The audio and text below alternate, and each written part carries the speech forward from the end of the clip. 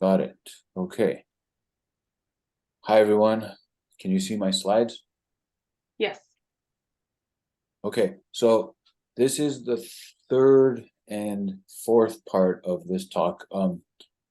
Initially was planning to do four talks, and I just want to say that the ideas that I'm sharing today, I'm a little bit more nervous about because I've never discussed this, but I've been observing it across brain injured people, and I kind of see a necessity to first talk about characterizing brain injury problems in the real world before I can then discuss more of the details of what can be done to improve. So here's my disclaimer. So the views and opinions expressed in this BIA presentation are intended for educational and information purposes.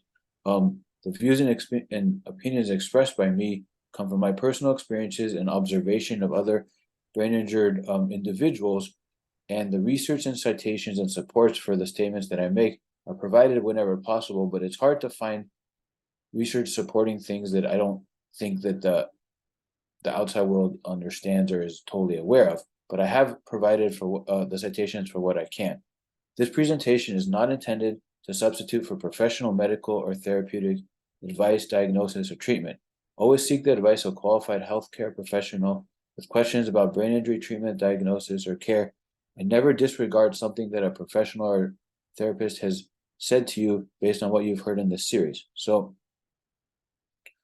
in the last talk, I had laid out a bunch of levels of thinking about what is happening in the moment to moment in the internal states of a brain injured person. There's the characteristics of the brain injury problems, and they have the six characteristics there that I had gone into great detail about. Then there's the fatigue that lies on top of that. There's the psychological, emotional trauma responses on top of that. And then there's even the interpretation or awareness of what you are dealing with inside. And these problems are very hard to deal with, and they probably are very hard to explain. So I'm kind of trying to find words for the ineffable. I'm trying to find words for the unexplainable. So here is a more simplified figure. If I can close it. Sorry. Here's a more simplified figure that gets to that same information. So there are brain injury problems, and any brain injured person I met has many problems. They're strange. They have a core and ripple effect where certain brain injury problems affect other problems and make them worse. Um, the problem of having many problems becomes a unique issue of its own. These problems can aggravate each other, and there can be a hierarchical relationship with them. They can have a constantness that changes, and that I think stands for every single problem. It has a constantness that changes over the day, over the hour, over every moment. And then there's the evolution of these changes over time. And here is a summary figure of what I had included in the past. I'm just using this to bundle it all together because I'm going to include it in the following slides a bit. But in addition to all those brain injury problems, then there's the fatigue, psychological, emotional, and trauma response, interpretation, and for anyone who has injury to the systems that are underlying psychological or emotional response, or injury to the systems of interpretation and awareness, um, that becomes its own type of brain injury problem, and those can be very unique and strange to deal with. So I'm going through this fast, but all of this is invisible. All of this is not really understood by the outside world, and that's very important. So, in addition to the brain injury problems, I think the other main problem that comes with brain injury is the misunderstanding that surrounds this kind of injury. So, this is a quote from the National Academies of Sciences report that I had presented about a year ago, but they say specifically a substantial body of evidence reveals that misunderstanding, inaccurate information, the lack of awareness about brain injury are common amongst patient families and the public. Educators, student athletes, healthcare professionals with expertise in brain injury, and other groups. So you go to a clinic, you go to a place that has expertise, and they actually have a huge amount of misunderstanding. In the talk of the Building Brain Awareness series that I have been doing, Dr. Karen McAvoy, she phrased this very well. She said that she looks at the misinterpretation as people think that we won't do something, and they get punitive, they get judgmental, they get almost angry at a brain injured person for not being able to do it when you can't. You can't because of the brain injury. And if you can shift the can't or the won't perspective to a can't, then they can understand that we do need a lot of help. And my point here is that the misunderstanding, I think, is the second biggest problem for brain injured people after the brain injury, of course. Okay, so my thinking goes like this. To discuss ways to improve life after a brain injury, we have to talk about the way these brain injury problems manifest in the real world. And I have this figure in my head from my experiences, and then as I observed other brain injury people over time, it just keeps on sort of holding up. So how do brain injury problems manifest in the real world? And that's based on having all the brain injury problems and the misunderstanding. The problems manifest as baby steps towards improvement, which are very hard to do, and you may not even recognize that you're doing baby steps. Also, these downward spirals where your life just falls apart over and over and over again due to the problems that you have. And finally, the setbacks, which are kind of like trapdoors or these ways that all of a sudden what you're doing can fall apart. And I use the word setbacks because other brain injured people use those terms, but I'm going to get into these in a bit of detail. So, two common scenarios with the downward spirals, and I've invented these terms. And if you guys know anything about me, I like to kind of make up terms and then I just hold it in my head. But one example is the invisible quicksand, and the other example is the invisible gauntlet. And I have experienced these tremendously, and I see many people who have had the same kinds of challenges. So the invisible quicksand, this is my definition, and then below that is my friend Nancy, who I'm not sure if she's here, but I've done a few podcast recordings with Nancy, and before meeting her in the support groups, I didn't know her, and then I feel like the similarity and perspective that we have is so similar. It's uncanny. It suggests to me, that we're dealing with the same kinds of things. Of course, different person, different situation, different life. But my definition for the invisible quicksand is constant problems, drawbacks, and limitations in your capacities due to brain injury problems and the misunderstandings that makes the smallest efforts and intentions impossible. And as a result, just to stay afloat in life becomes an overwhelming challenge. So it's like the ground is sinking out from under you because you're trying to do basic things that you cannot do. And staying afloat means, just being able to get to your house, being able to sleep, being able to get to your room, being able to do the most basic of functions. It just isn't happening. So it's like an invisible quicksand is there. Nancy's definition is the reality that there is no stable foundation. You may go down in any moment without any warning, and those around you may not see or believe it. And I think that's a really important factor too, because it's invisible to the world around us. So while you're going down because of brain injury problems and the deterioration over time, people around you just don't even recognize it. I see this in a lot of brain injury people, or something that I would say is close to this kind of a situation, and it's effort to function and live at the most basic level becomes too much or becomes very, very challenging. The other term that I make a distinction with is the invisible gauntlet. So in this case, difficulties with attempting to accomplish a basic task are there because of the brain injury problems and the misunderstandings around them. A basic task or a task with multiple steps becomes a series of challenges that accumulate. And this accumulation is shaped largely by the nature of the brain injury problem. So here's the figure that I had used in the past for this. You're trying to live your life. You have all these brain injury problems. You're going to do a task, and it just, you can't even accomplish it, and it's traumatic. And the challenges are something you can't outmaneuver. Plus, no one understands what you're dealing with, and there's no help.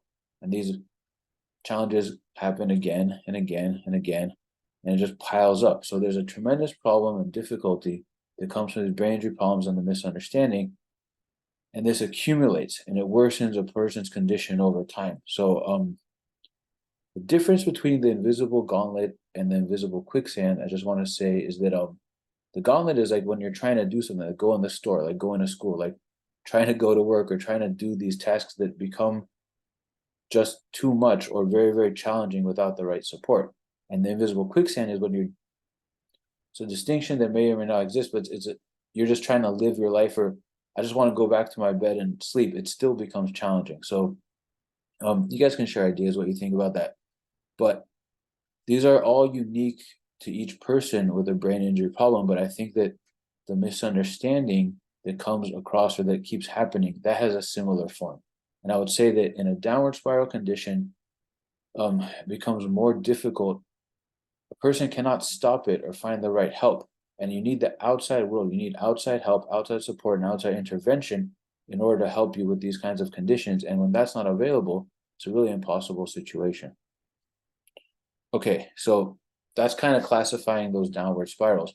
The next example is the baby steps towards improvement. So basic efforts that were once automatic become very, very difficult. And the first step, I have met many people where the first step to do something is often the hardest. And it's easily the most difficult experience ever. It doesn't make sense how hard it is.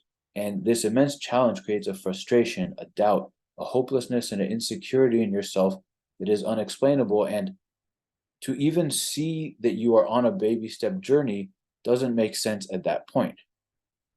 So when a basic effort is so challenging, plus all the other factors that we mentioned are there, everything seems hopeless. That first step, that just to get a thought into your head, just to get the microwave to work, just to do fill in the basic task, it becomes impossible and hopeless. But if you recognize that that first effort needs to be repeated and repeated and repeated, and is the start of a baby step journey, so adopting a baby step mindset is something that I've been trying to promote, and I don't hear a lot of people talking about this, but recognizing that whatever you can do is the first step in that baby step journey. You do it enough, you repeat it. Sometimes you're not even doing it, you're repeating it in your head and visualizing it, or visualizing what you can. And then with enough repetition, the next step happens, the next step happens. And this can take weeks, months, a long time to begin the steps, to begin to be able to do what you wanted to do, what was once automatic. So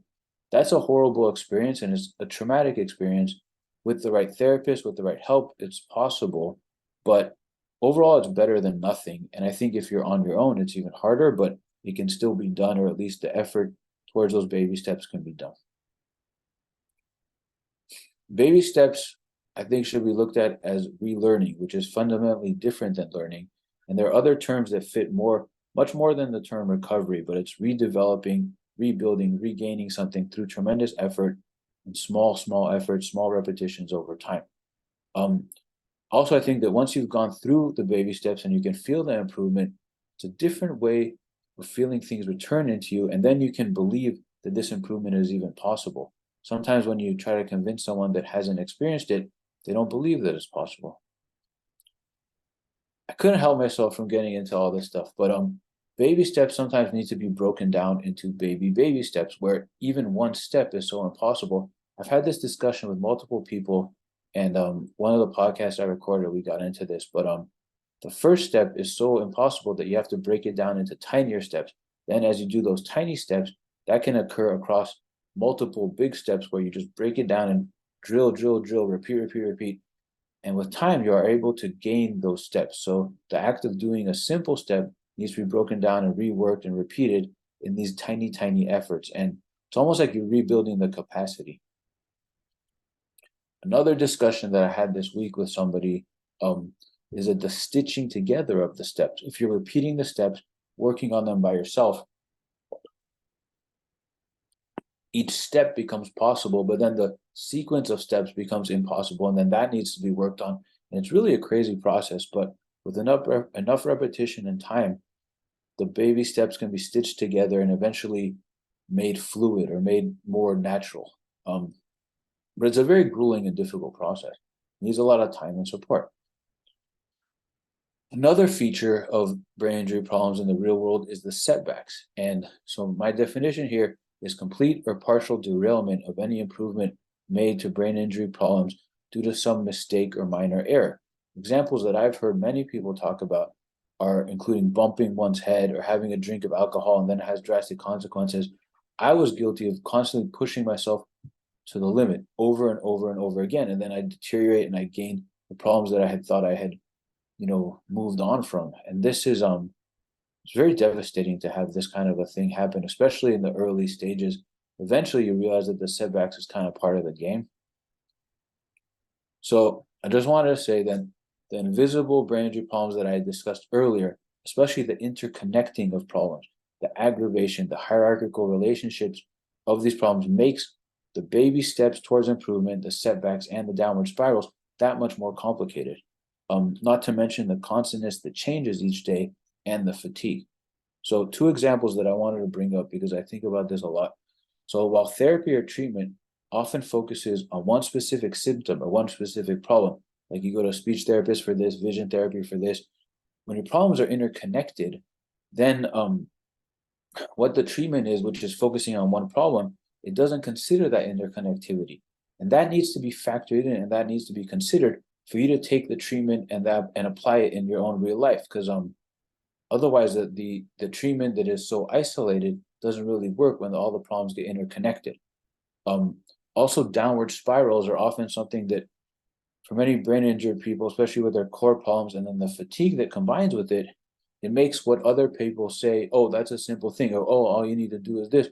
They don't realize that how drastically difficult it is once you're already in that inward downward spiral of brain injury problems. So I think that these factors need to be considered and sort of illuminated more. So just a few more words on these real world problems and how traumatic they are before we move to the next section. Baby steps towards improvement, the setbacks, and the downward spirals are strange and problems that can lurk around every corner. So it's not like you're living your life in a comfortable way. All these situations are psychologically and emotionally challenging and extremely traumatic. I know that the downward spirals are even more traumatic than the baby steps, but it's still just a really difficult process. So combining these with enough misunderstanding and lack of support, I have met many brain injured people that these conditions and these situations lead to PTSD and many other problems in their lives. So that's it for that. So given all of that, and given those factors and those real life sort of applications or manifestations of brain injury, what can be done to improve? And I wish I could say this all more cleanly, but I'm just going to go with what I have experienced and what I have observed. So the first and probably most important thing is to learn to not push yourself to your limit. And then another important factor that sort of, for me, it was interconnected, is to adopt a baby step mentality, especially, I can't see my slides, but especially with your, someone read that, what does that say? Adopt your baby step mentality, especially with your core problem. Sorry. So what this means is it's a combination of factors, but it's a combination of learning to everything you approach, you have to work at in these tiny efforts and don't ever go too far. So the combination seems simple, but it's actually hard to execute and it's very hard to get used to. I think in most of our lives, we learn to work very hard and push ourselves to the limit, and you kind of just get used to, I'm going to not take care of myself, but I am going to get things done. And then when you have a brain injury, you're in a way more difficult situation. And I remember for years not learning that I had to not push myself to my limit. I basically was always pushing myself to the limit because it's like, I have a brain injury, I'm in a devastating situation, I must get through this, I have to push. And then once I finally, I think it took 3 years to learn not to push myself, then I was slowly able to shift. So this is a slow process, requires tremendous patience, and is only really effective over time because you're relearning, redeveloping, and the effects of what happens in those changes is really on a monthly and even yearly basis. So most importantly, this combo prevents the fatigue and the downward spirals from overwhelming your life. And I remember falling into that over and over again. Fortunately, I had enough support from my family, so I wasn't basically homeless and out on the streets. But if I didn't have their support, I could have been like that. And I've met many people that end up in that situation when they don't have support. So it's a tricky situation. So brain injury limits will exist across many efforts in your life. And learning to approach the limits becomes a strategy. So you don't even want to push a limit. I remember an analogy I had for this when I was younger is like anything that I try to do, it's like I've entered into a dark room, but there could be a trap door. There could be a instant fatigue or instant, exacerbation of my problem. So I'm like walking in with my foot leading the way and it's dark and I'm just very slowly entering into each step and each effort. And only once I've proven to myself that I can do something do I even do it again and then again and then again. And that's kind of like a baby stepping with learning to not push your limits. With time, baby steps and the repetition and not pushing your limit does lead to an improvement. And it's a very slow and gradual improvement. Any brain injury person that I've spoken to about this that has been through this, it's kind of hard to explain. It's like you don't recognize what's happening, and then all of a sudden you're at a different level, or all of a sudden you have a little bit of a skill that you had lost. And the life you live with this state of not pushing your limit and moving in baby steps is very, at least in my experience, it was very dissatisfying. I didn't find a way to look at it as self-care. I found a way to just be dissatisfied and recognize that over time things would get better. But it's I call it living small, or living in this like small condition where you can't really do what you want to do, but you're at least not in the horrible situations that you once were in. If that makes sense. So fortunately it can improve, and it does improve over time. So here are 4 videos that I had already cited them, but it wasn't in the right place. But all these 4 talks talk about learning to not push yourself to the limit, learning how to pace yourself, learning how to do things in tiny increments, and they all kind of deliver the same message. But like I had said, when people were telling me this, and I remember the speech therapist that I worked with telling me, make sure to not push your limit. You're just in such a desperate situation that pushing your limit is almost automatic, because you have to get better, you have to improve things, and it's counterintuitive to realize how not pushing your limit will actually be beneficial over the long run. I added the baby step mentality. That's how I think about it. But other clinicians call it pacing. So in my talk series, Dr. Nick Dasher, he actually gave this talk in the BIA WA, and I saw it and I was like, oh, this is perfect. And I asked him to speak again in my series. He talks about, it's a long talk he gives, but he gets into pacing. The key to engaging in activities, both enjoyable and non-enjoyable, like chores and things you have to do, it becomes doing it without becoming overly fatigued, doing that through pacing. So using the 50% rule is a good rule to establish initially. Once you get good at the 50% rule, then you can push yourself up to 60, 70%, 80%. But really, there's always that fatigue potential. And there's no line, there's no border, it's an imaginary line that only once you hit it did you go too far. So you have to learn to just stay in that 50, 60% range. So his example, before TBI, if you mow the lawn for 30 minutes, give yourself a new time and do it for only 10 or 15 minutes. Once you can do that enough, with a 5 to 15-minute rest, then re-engage a little more and just kind of do it in a very incremental fashion. I remember speaking to a brain injury person that he had very specific problems, and he got better, and he got the right treatment, and then mowing the lawn pushed him to the limit. And he was like, what happened? How did this happen? It's like everything in your life can push you to that limit, and so each effort needs to be sort of focused on, at least initially, with this pacing, with this baby stepping. Dr. Dasher talks about keeping a log of activity. I was much more focused on learning the limit and then never doing it again, and then doing like 20%, 50%, 60%. And once you establish a good baseline for yourself and learn to not aggravate and not make things worse, then you can build your strength and your endurance over time.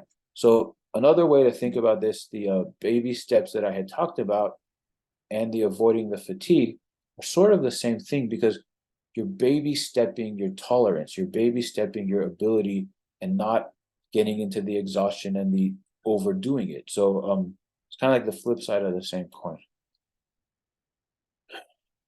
These are 2 podcasts I just wanted to include where I've met people and had detailed discussions with them, and they basically learned these lessons on their own. And the way they explained it, it was like so uncanny. Sometimes you hear someone explain something that you thought of or never said but knew, and it's just I just think they're good examples of this kind of a rule.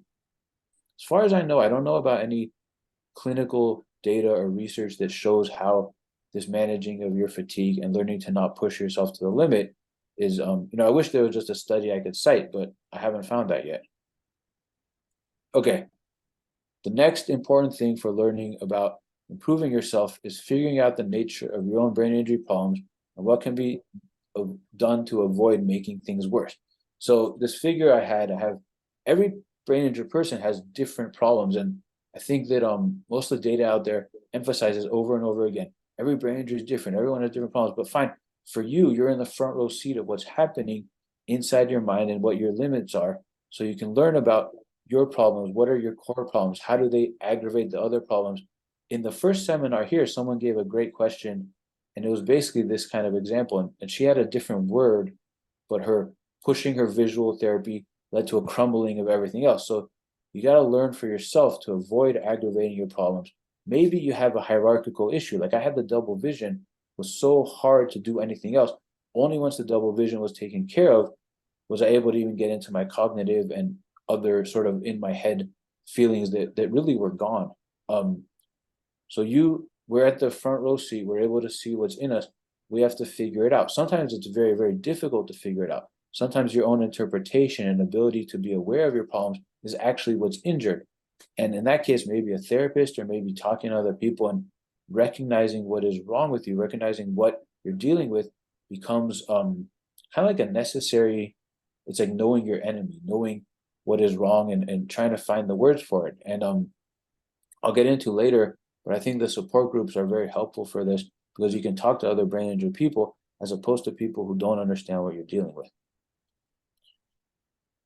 Figuring out the nature of your own problems also will help you to avoid the downward spirals and avoid the lessons and the lessons of what you did wrong, and also avoiding the setbacks. That's a big kind of devastating thing to learn, but you have to learn how to not do the same mistakes over and over. I learned this through trial and error and error and error and error and error and error. But eventually you repeat, you learn what not to do, and at least you can gain from it. The other thing that I've heard other brain injured people talk about is finding ways to celebrate the baby steps of improvement. And that was very hard for me. I always felt defeated. I always felt like I was broken. But in that sense, learning how to, once you gain something back through brain injury recovery and work, is actually a very difficult thing to do, and finding a way to celebrate that and feel good about that, I would highly recommend. So working to find the right help for your problem. This is a difficult situation. I think there are good clinicians out there and bad clinicians.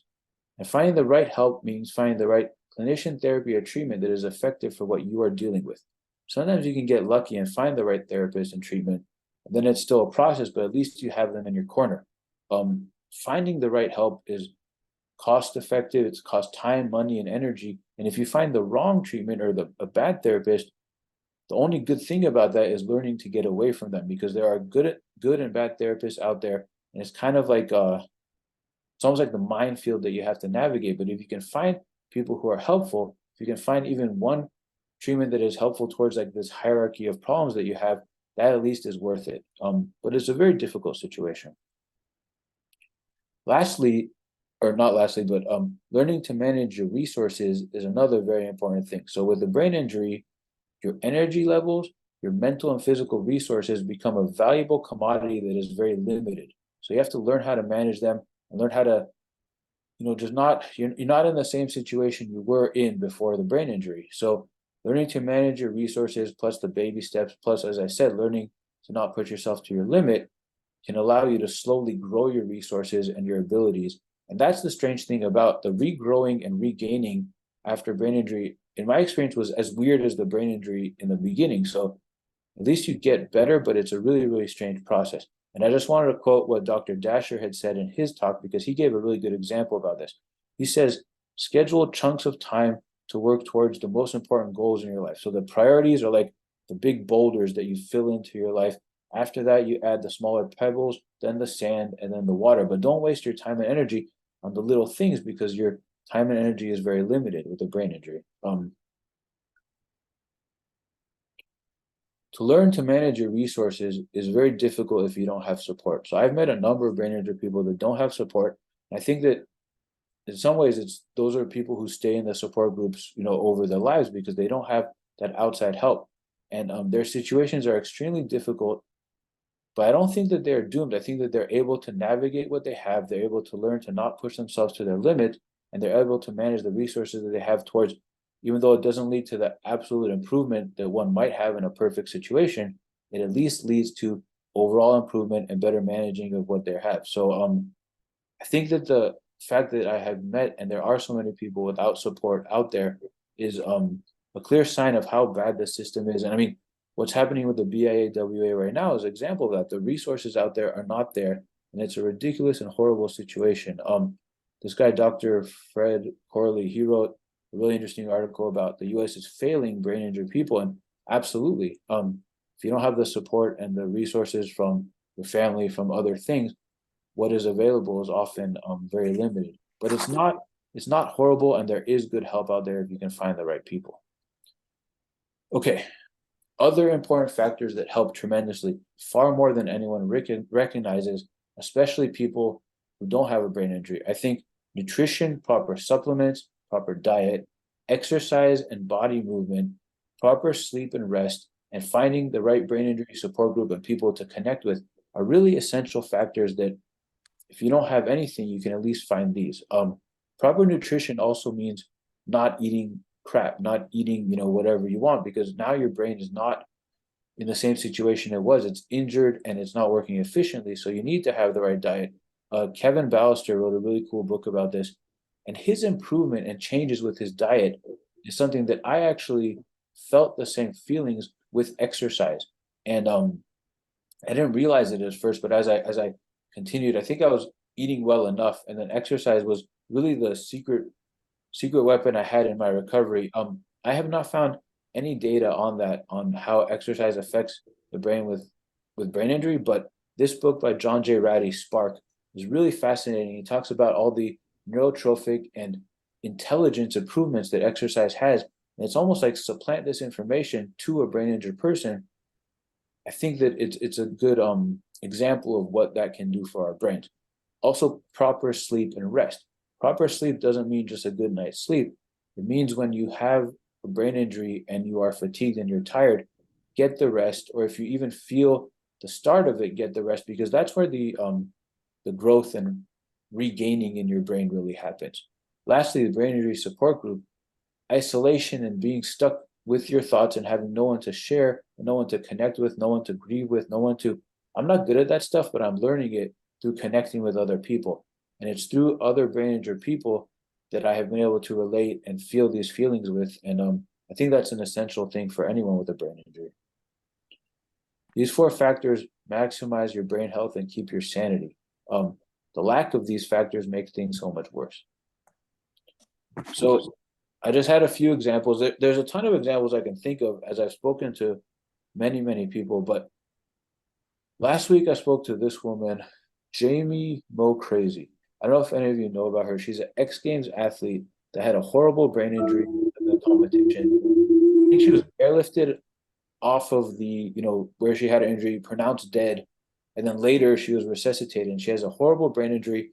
And her mother had a master's in learning development, and she helped her regain her speech, her movement, her thinking, her articulation, all these levels of regaining. And now I just met Jamie Mo Crazy, but I did her podcast last week, and it was really fascinating to talk to her about the levels of feeling the regaining and feeling it. It feels like a redevelopment, but you're also aware of it. So in her situation, it's like everything was at least aligned and there, and her baby steps toward improvement were a very difficult, arduous process, but it was so challenging for her. That's what her podcast is about now, helping people to recognize this. Another person that I recently read her blog is so Dawn Corbelli, her and her daughter had brain injuries in the same event, in the same accident. And her daughter had a frontal injury, and basically sounds like a severe and devastating injury that you don't really recover from. And I think for many years they just assumed she's going to be at this level, she's going to be plateaued.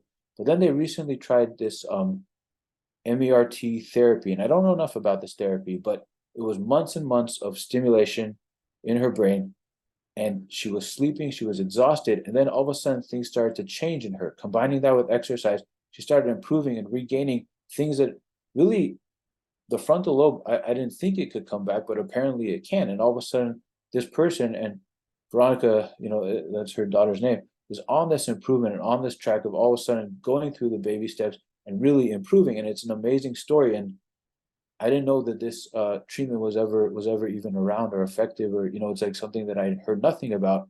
But yet, for certain people, it can be life saving. And from what I've read, it doesn't work for everyone, but if it works and it's the right fit for the right person, it can have tremendous benefits. So I just wanted to say that I think that there are a lot of alternative therapies out there I don't know enough about, but it could be the right fit for a person. So some examples are that MERT therapy, also there's sensory learning in Colorado that I've heard very good things about.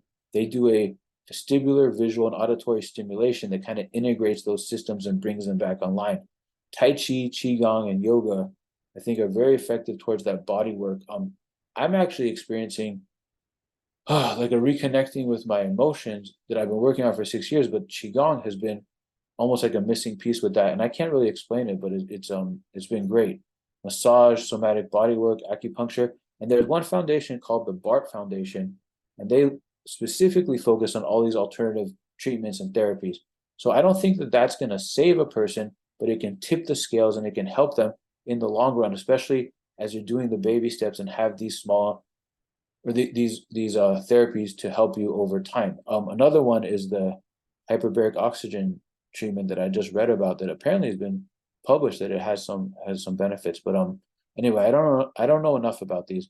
But I'm just saying, keep your hopes up, try to go for it, and it becomes a fight to get better and to work. But you have to work within these rules, or at least the rules that I have learned is what I'm trying to share here. So that's it. And Sabrina, thank you for letting me do these talks. And anyone have any questions? That's it.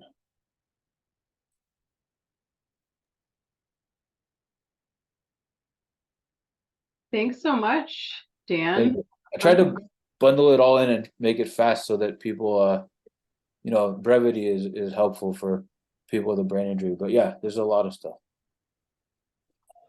Gonna remove you as a spotlight so we Thank can you. all see each other now.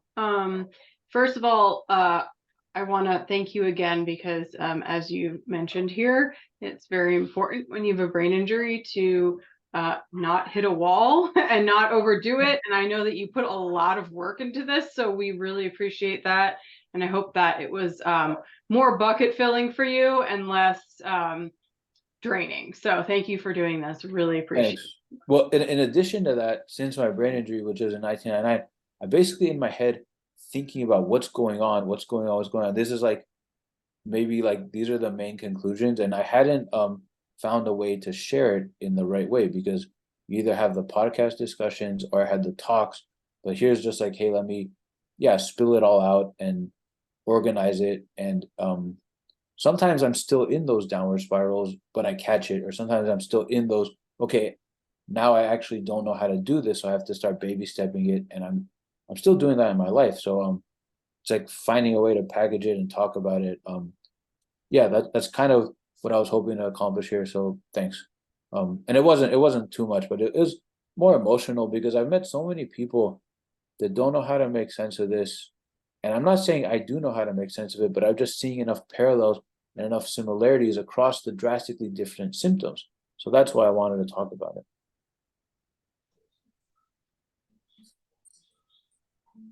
Any questions, anyone?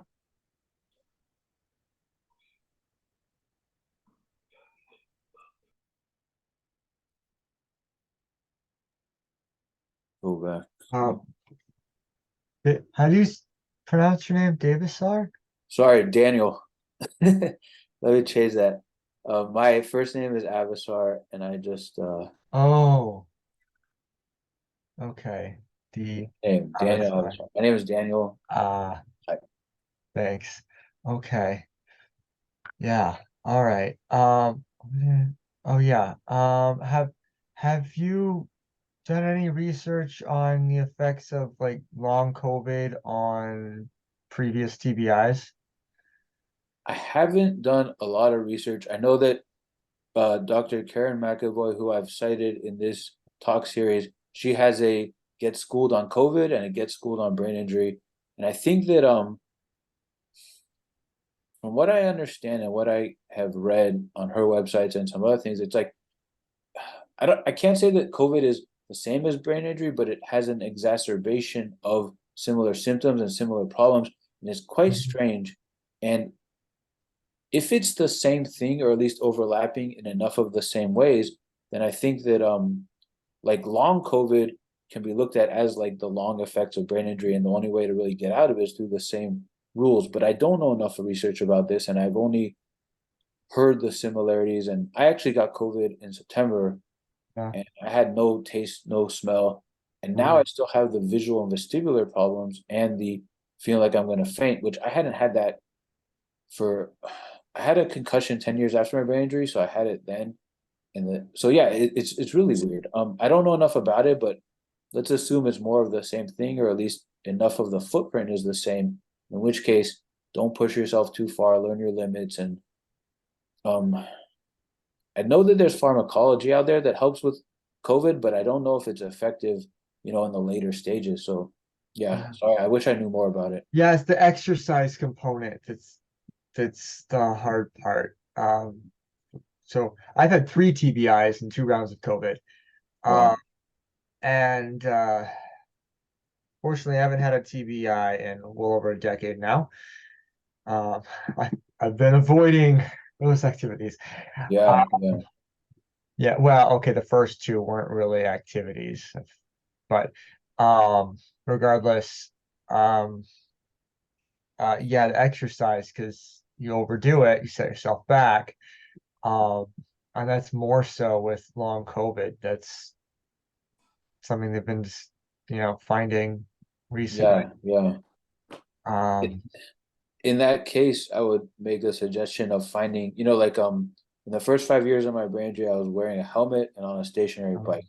And it wasn't gratifying, but with the right music, I got an exhilarating feel from it. And I got like, mhm, okay, this is actually keeping me sane, getting rid of my aggravation and my mhm, stress. And I think it is helping my brain. There isn't enough, there's the Buffalo test. They have a certain data showing how stationary bike can help athletes in post concussion syndrome. But I think for me, it was just like a secret bullet. And I wasn't doing much. The other athletic endeavors I liked, being on a stationary bike would be very disappointing. But in that time, it was actually pretty good. And with the right music, it got the right thrill, it got the right exhilaration enough. So even that though needs to be paced and sort of right. built up. Mhm.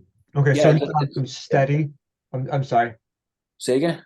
Oh, I was trying to distill the wisdom that you're imparting, and the steadiness of the exercise. It's not extreme. It's Yeah, but something you you can do get continuously. with the right music Hmm. and the right experience, like you can get like 30 minutes on a stationary bike can actually be exhilarating. You get your heart rate up, and then it's like it sort of supplanted what I had done in the past, surfing, boxing, skimboarding. Like I couldn't do any of that stuff. So it's like what am I gonna do? But it was almost like good enough, or it was like a good enough substitute. So Yeah. finding that for yourself, I think, would be helpful. And yeah, I hate being inactive. And Mm. I don't know, do you have the respiratory issues as well, or is it more just neurological? Uh, respiratory, only in the sense that I get tired. I get out of breath pretty Okay, easily. yeah. I think try a baby step approach and learning to limit yourself. But I don't know. I don't know. Maybe a walk. Maybe you have to find the right thing for you, but keeping Yeah. the safety in mind and keeping that it's a substitute, but at least it's kind of good enough, and then becomes fun in it. I think there's a lot of data showing how cardiovascular exercise has a lot of benefits on the brain. And although it's boring, especially with machines, it's better than nothing, and it can become satisfying enough, I guess. Is there a question? Thank you. Dan, I just Yeah. want to add real quick, Marshall, I would always check with your doctor if you change up your exercise routine too, just because long COVID does complicate it and you don't want to overdo it and then have your brain injury be like, wow, my brain feels great, but the rest of my body feels terrible. So like, and I think Dan made some really good points. Like you can start really low impact with slow biking and walking. People don't think walking is exercise. It is great exercise, right? So like anything that's low impact, but I would always check with your doctor if you're going to change things up in your routine just to be safe. Dan Good gives point. Yeah. excellent advice, but he's not a physician, neither am I. So just always good to check with your doctor whenever you make any changes. So, Right. Absolutely. Yeah. Thank you for adding that. okay. Okay, I have a question. Yes. My name is Judy. I have a son who is 49, who went through a brain injury at 25. He recovered, had a job, lived on his own. He did great. COVID came around. He was in a group home. and with his own little apartment and everything. COVID came, and the group home, without my knowledge, gave him the vaccine. And unfortunately, he's back 20 years. Wow. He is completely dependent, and he was totally independent. And he's currently in a group home. And my personal opinion is this is not the right place for him. He has absolutely no activities. He sits in front of a TV all day. I visited him. He said, Mom, can somebody teach me how to shave again? I forgot. And he's forgotten everything, how to take a shower, how to shave, how to just do anything. So he's all the way back where he was 20 years ago. That's a horrible situation.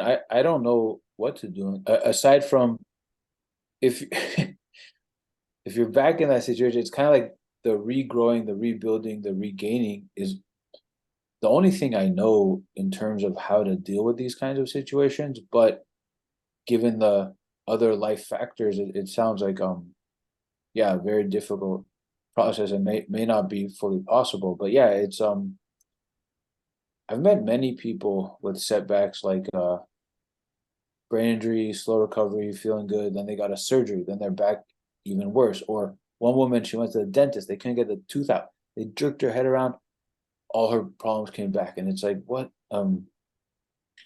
Yeah, I don't know. There is no magic bullet or pill with any of this, and it's a horrible situation. Aside from the slow rebuilding, slow regaining, and I guess across this lecture or this presentation I gave is when things get back to really worse, then it's such a hard situation, but it can always get worse too. So it's like you gotta like just baby step back up. It's the only advice I know. It's the only way I know, but I haven't been in such a situation. So I wish I had better advice. I wish I had. Yeah, I can I ask. had it. Go ahead. Okay, I had a TBI in 2011, but I had a lot of support, family, Right. therapists, all kinds of things that my son did for a while. Down in Puyallup Hospital, they were awesome. He was in therapy 6 hours a day of some sort. Right. And that's where he regained everything. And he was there for over a year. And from there, he graduated to a group home and then getting a job and everything. But after the vaccine, he just regressed completely. And I am trying to reach out and find a place. In fact, I'm supposed to look at a place next week where he has activities to make him engage his brain again, like he used to. Yeah. Is it possible to go back to what he had done? Because if that worked, at least he had that recovery. At least he had that. It's almost like a lesson learned that you can fall back on, because some people don't even know that part is possible. But yeah, it's a bad situation no matter what. So I'm so sorry for you and your son. Yeah. Yeah, it's been difficult because I see it, and I feel helpless because I don't know how, when he asks me for help with things, I'm not the help. I absolutely am not. I had to navigate through mine from 2011 till, I don't know, it was about 3 or 4 years to get where I am today. And I know what works for me, but I don't know about him. Yeah. Well, that's the biggest, we're every brain injured person is like, we're stuck in our own mind, in our own awareness or limited awareness of what our problems are. But I would just say that finding those right resources and working towards it, even that becomes a baby step of effort. But maybe this improvement would be less difficult, maybe with the right activity, and once a few variables are in place, that improvement can then begin. It's still a process. It's never a quick solution, but yeah, I think you're doing the right things, and I wish you the best of luck. It's Thank you. I just keep reaching out anywhere, anytime, anybody. What state are you in, or what state is he in? Washington State. Okay, yeah, I wish I knew something better. Where are you at? Olivia, I'm in Seattle now. Sorry, are there clubhouses in Washington State? Because so I live in Texas. I actually moved from New Mexico because I didn't have the right support in New Mexico. And so I moved to Texas, and I'm a part of a clubhouse, a brain injury clubhouse. There are two in Texas, actually, both in Dallas, Fort Worth. And it's kind of an inpatient sort of, it's not inpatient, of course, it's a member-led kind of organization. And basically, it helps build a bridge between like work and rehab kind of thing before you can get back to life. Wow.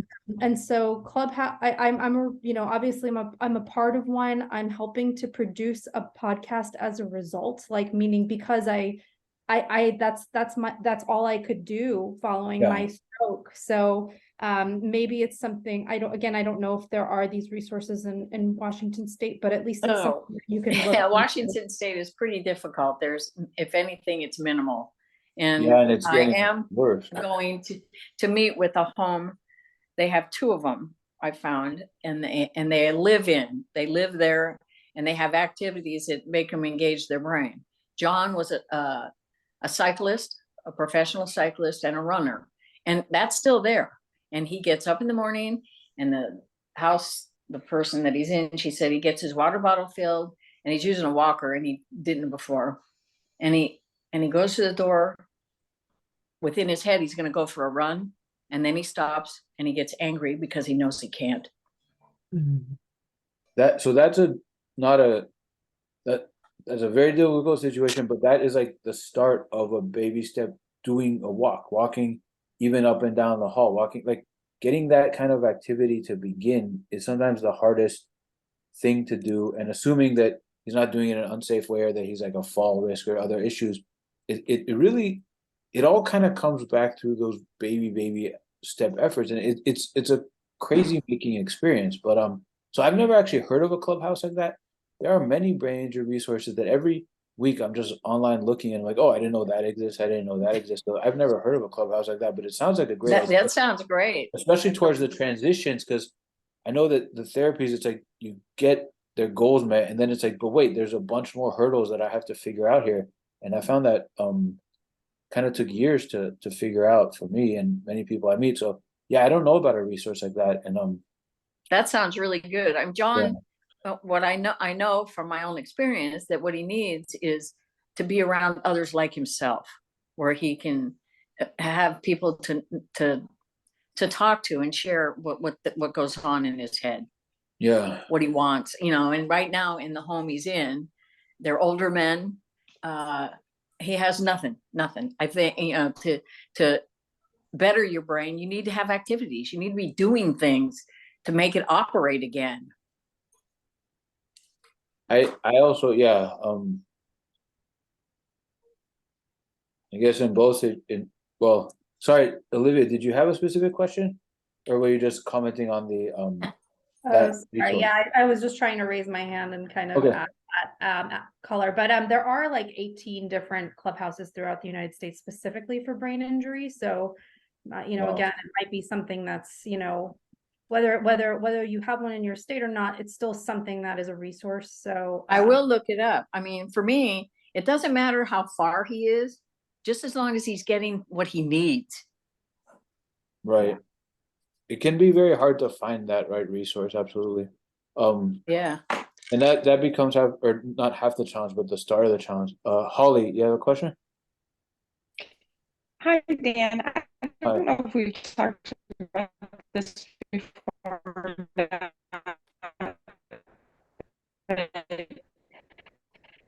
Sorry, I I had can't. a function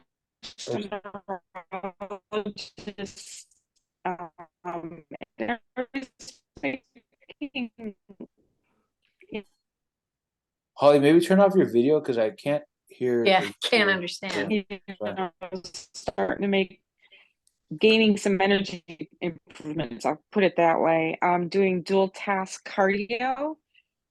Oh wow. Is it not working? Is No, it my no, I can hear you now. audio Now the again? audio is good. So Yeah. please repeat the question. Is the audio not working? The audio is good now, but I didn't hear what the question was initially. Okay, never mind. Sorry. Yeah, I wish I knew of good doctors, and I wish I knew of good centers. In the previous talk, and I'm gonna get the slides to Sabrina either tonight or tomorrow, all of them. The problem is that once I finish this, I gotta go get my kid, and then I'm just like, I don't have free time. But there's good resources in the country, and it's like the slow but steady build of good resources, and it's a horrible situation to have to go to one of those places. I never went to one of those places, but I hear good things, and then maybe there are good people and good therapists out there, but it's very hard to find. It becomes sort of one of the it's like the entry level challenge to getting to the right treatment. And that's kind of why the stuff that I'm saying here, it's like assume you never get the right help, then what are you left to do? And it's a horrible situation, but I'm kind of like trying to answer that lowest common denominator first. If you find a great therapist and a great doctor, bam, listen to them. Don't listen to me, but I never found any. I did. Yeah, that's nice. I was And that's great. fortunate Yeah. and I did. So who, or if you have any recommendations? It's here in Washington State. I had a woman named Karen, I can't remember her last name, but I met with her for like 3 years. That's great. That's really And great. she, And they're out there. Yeah. things would happen and I wouldn't understand what was going on. And I could call her at any time. I said, okay, this is what I did. And it's not me. I never did that before. I mean, I had anger episodes that were fury. I mean, if anybody lived with me, I would have hurt them. And she walked me through that. And she said, okay, come to my office right now. And we would sit there and go through it. Wow. I had horrible nightmares in the beginning. And she said, what happens in your nightmare? I said, I died. She goes, okay, you're not dead. No, I'm not. Okay, so now we're going to get rid of that because it's a lie. And that's not you. And it took 3 months to get through that one, but it worked. Sounds like a great resource. Oh, she was awesome. And Olivia. Dan, you're underselling yourself. I think based on the advice that you just gave, that people should rely on their doctors for sure, but also on people like Dan, especially on people like Dan, because most doctors, while they are very good at their job, don't live through this. And those that do are in a really good position to be able to treat you. But most just kind of know what a TBI is based on experience, which is valuable, and medical research, which is also valuable, but not lived experience. And that is something that you have, and a lot of people on this call have. So don't undersell that. I think it's a good combination to listen to both people with experience and people with medical degrees. So don't undersell yourself, Dan. I think people should definitely be taking your advice as well. Thank you. I really appreciate all of your advice. Right. It's been great. And thank you. And I was trying to find the advice that I can say of like how it's really a different mindset in terms of, I don't want to go over everything I presented because I tried to present it as cleanly as I could, but it becomes this rebuilding, regaining, starting small and working up. And then that discussion I had with Jamie Mo Crazy was like, she's talking about how it's like just redeveloping everything. And I didn't have all the problems she had, but it's as soon as I find another person I can talk to about this, then it really feels real. Otherwise it's just sitting in my head and it's a really weird internal experience. Olivia, question. Yeah, well, one thing, and Dan, I really loved that part where you broke it down to baby steps. One thing that has helped me is again, because I've been scouring the internet, scouring for courses like this since my brain injury, like nonstop, and it's been so slow. And these resources and coming to actually, going to be at Washington has been incredible. Like, and coming, I know that I'm elsewhere, but like the point is that we have to kind of go after these things if we want to heal sometimes, and go above and beyond. And so one thing that has also helped, which you may already know about, but is Coastline College has BEST, which is Best Strategies, Brand Education Strategies Technology.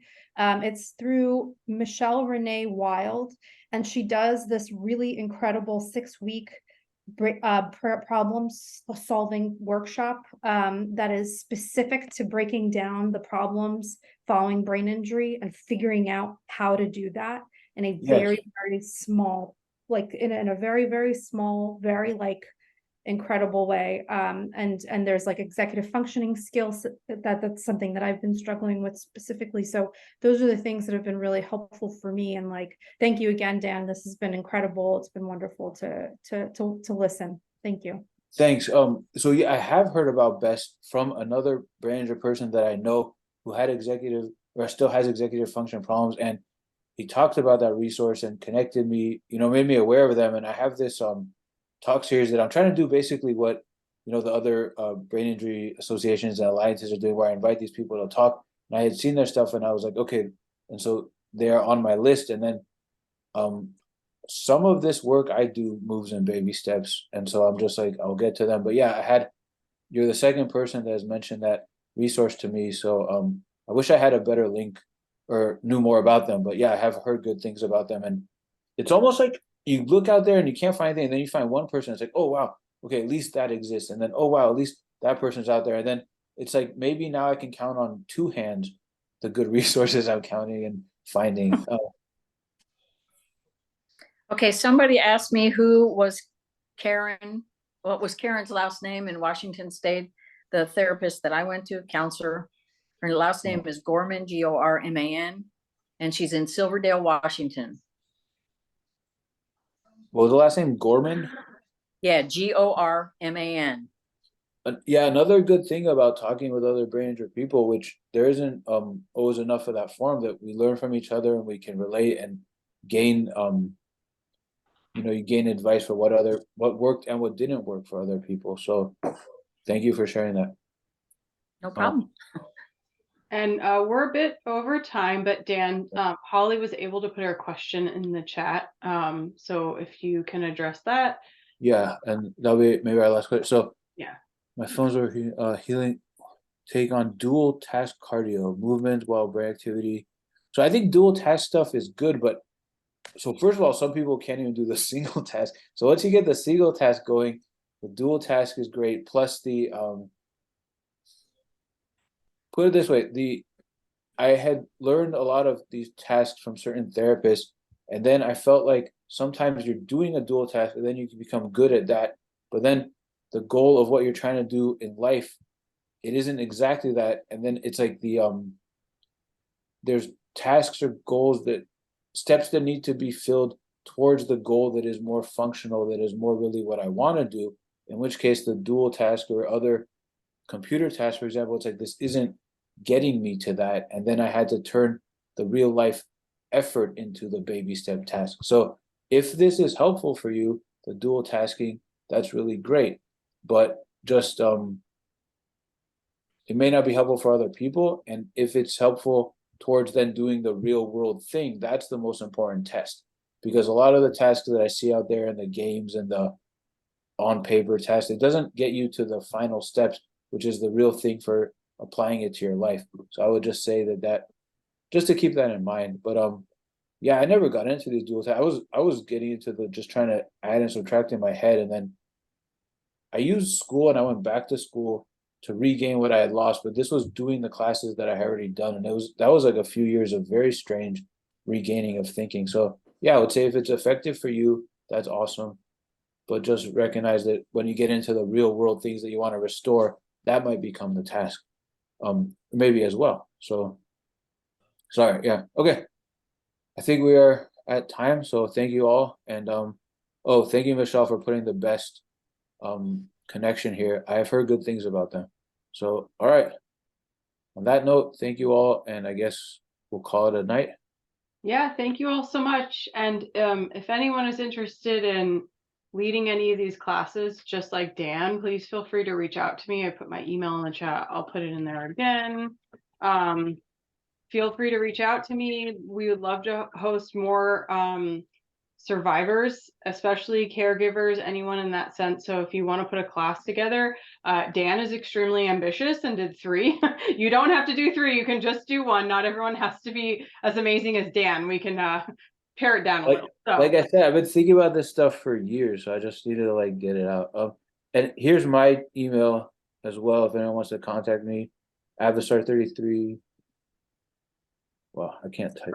and if for some reason the chat disappears and you can't find it, you can always write the info@BIAWA email address to reach either me, or I could get it to Dan that way as well. So I'll put that in the chat, even though I just said you might not see the chat.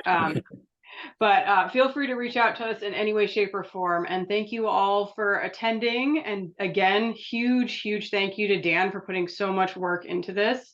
We Thank you, really sir. appreciate your time and your effort and your energy and everything, and just your knowledge. And we'll send out this. Dan, don't rush on the slides. I promise everyone will get you the slides. It might not be tomorrow, but it will be soon. And Yes. this recording will be up on YouTube probably tonight, and the other two are already up. So if anyone has any questions, feel free to reach out to us. And thank you again for being here with us tonight. Thank you all. I hope this helps. Great. It does. Bye. Thank you, everyone. I will go.